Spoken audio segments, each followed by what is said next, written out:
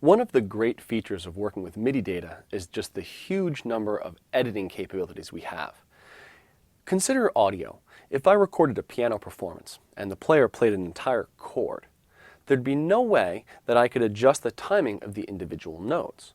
I could grab the entire chord and I could shift it back in time, as we saw earlier, but there's no way I could take just the note he played with his pinky and move that one later in time, because the entire audio performance from that piano is really a single region.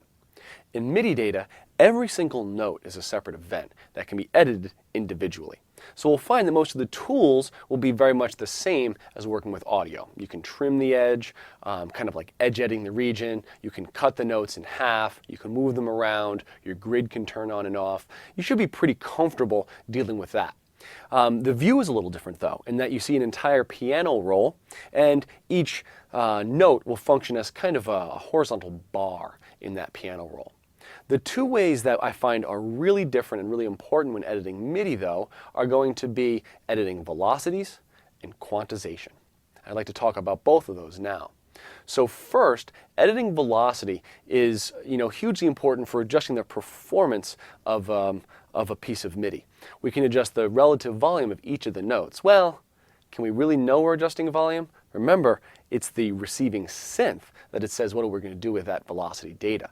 But most synths and samplers will change volume with velocity. So by adjusting the velocities, you control the volume of the individual notes, even on a piano part when you have a big chord playing at once. I'd like you to take a moment to go to your DAW and just see how you can adjust the velocities of a performance in the piano roll.